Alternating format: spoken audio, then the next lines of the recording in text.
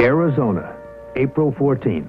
An apprentice accidentally dropped a securing nut into an empty argon tanker and entered the tank to recover it. He took 2 breaths and collapsed. He died. Oklahoma, March 14th. A new pipeline in a trench was being proof tested with nitrogen. A charge hand entered the trench to investigate an audible leak. He took 2 breaths and collapsed. He died. September 26th, Michigan. After a fire in a pump room was extinguished with CO2, a fireman went down to investigate. He wore an oxygen supply, but as soon as he found the fire was out, he removed his mask. He took 2 breaths and collapsed. The fireman died. All these men really died. And from a very deadly killer. A killer they did not smell, did not see.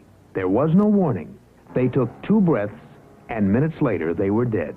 Not so much from something that was there, but from something that wasn't. Oxygen.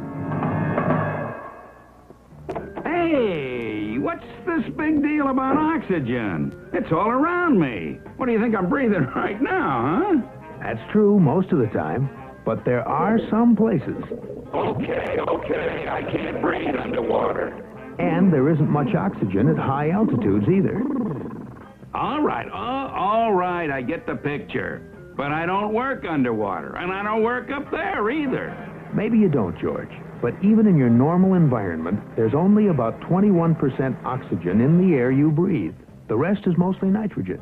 And someday, someplace, probably where you work every day, and it could be a pipe casing, a ship's hold, a mine shaft, a tank or a pit, usually a confined space of some sort, there's going to be less than 21% oxygen.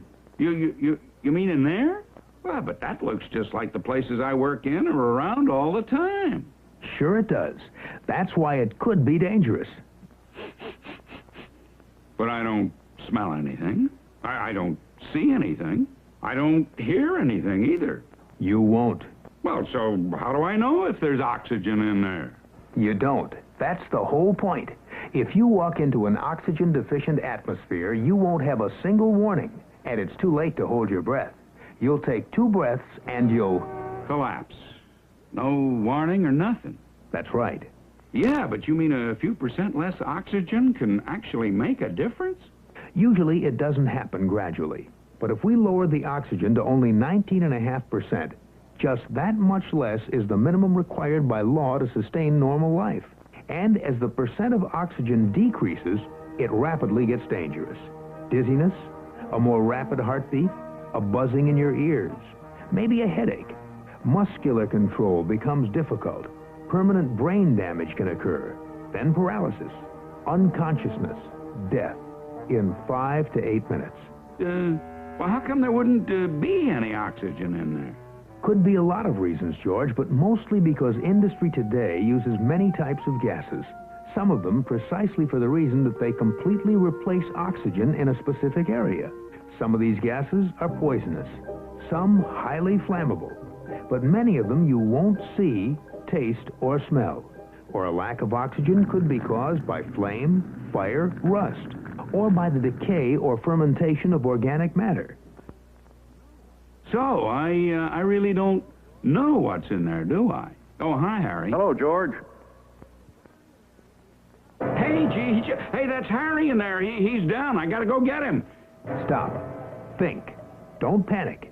Yeah, but there's no oxygen in there. Time is critical, but if you walk in there without oxygen, there'll be 2 men down. So scream for help. Help! Help! Harry's down in there. I need an oxygen mask and a safety line, fast. Now you're thinking. You must have an oxygen source and a lifeline. You can't hold your breath long enough to rescue someone.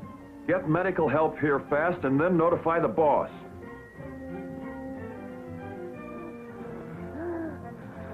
Hey, what happened? I don't remember a thing. No, you wouldn't, Harry. No oxygen in there. You know, we ought to have a program of some sort around here to prevent this kind of thing. Right. Prevention is the only cure. Be aware of the potentially dangerous oxygen-deficient areas on your job. And plan ahead. Know what you're going to do and check each procedure carefully. Monitor and test the atmosphere of all areas before you enter. Use a self-contained breathing mask when working in dangerous areas and always have them available for an emergency. Use lifelines and harnesses.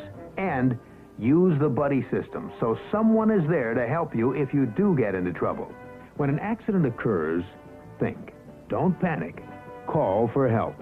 You need 2 or more people to help with the rescue. And you must have an oxygen supply and a lifeline with someone on the other end. Don't become the second or third victim. But most of all, prevent accidents. Don't enter an area of any kind without knowing what's inside, because oxygen deficiency is waiting for you, and there won't be any warning at all. All you'll have to do is take 2 breaths to